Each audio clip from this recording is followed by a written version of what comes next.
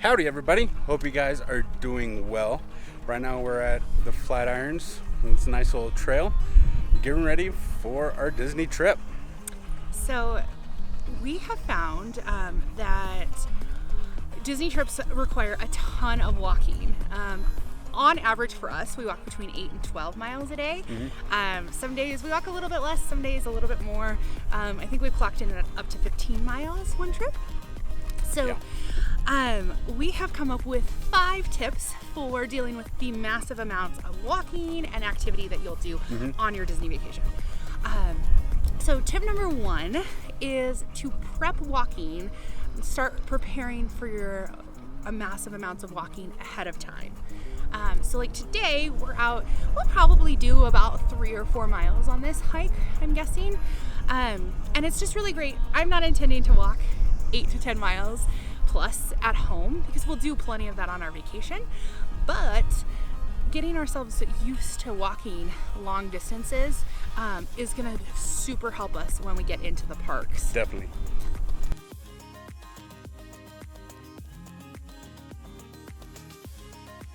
So tip number 2 for prepping for your Disney vacation is to make sure that your shoes are comfortable, they fit, they're supportive, etc., etc.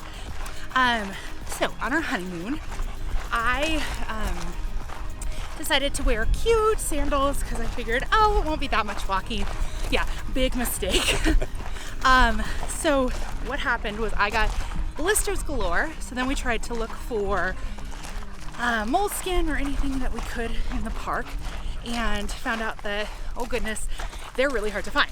So we bought some more Crocs flip-flops, which are very comfortable unless you're breaking them in and have huge blisters all over your feet. So that's tip number 2, is to make sure that your shoes are comfy, are well supported, that you break them in ahead of time. Don't be us and wear new shoes to the parks.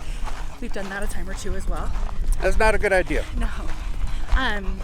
One of the things that we found super helpful this time was to actually get professionally fitted for our shoes, and really making sure we break them in, like talking like 3 months ahead of time, so that we know for sure that they fit and that they feel great.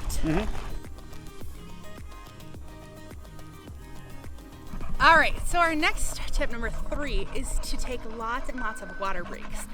Now, we are planning on carrying 1 water bottle. We'll actually carry one of our hydro flasks into the parks, and you can get your water bottle refilled at any quick service restaurant. They always have ice water available for you. And that's one of our biggest recommendations for all this activity, is making sure that you're staying hydrated so that you're not feeling sick and crummy. Just is nice to cool down, especially if you're going in one of the hotter Florida months, which is pretty much like all the time. So water, big tip number 3. All right, so scenery's changed a little bit. A great way to wear out your dogs is take them on a hike when it's almost 100 degrees outside and take them straight uphill and see what happens. So I got the dogs cooled down. They're not dying anymore, so we're good. No. So continuing on with our video, step number 4, or tip number 4 for prepping for a long Disney vacation is to take advantage of air-conditioned areas within the parks. Now, a couple of our favorites within Magic Kingdom are PhilharMagic over in Fantasyland. We also really like the Hall of Presidents. Both are very air-conditioned, nice. They have comfortable seats, and you can just sit down, sometimes even put your feet up, and just take 15-20 minutes. It's amazing what a 15 to 20 minute break can do in the AC, getting out of the hot Florida sun. It's really humid. It's not humid in there, which is one of my favorite parts. All right, so tip number 5, our last tip for you today, is to take advantage of breaks. Now, with staying on Disney property, they make this super easy. You can take a bus, you can take the monorail, a boat, whatever, back to your resort and take a break. Go swimming or whatever works. Or you can make like a lunch reservation, just sit and enjoy about an hour, just to kind of enjoy, reboot.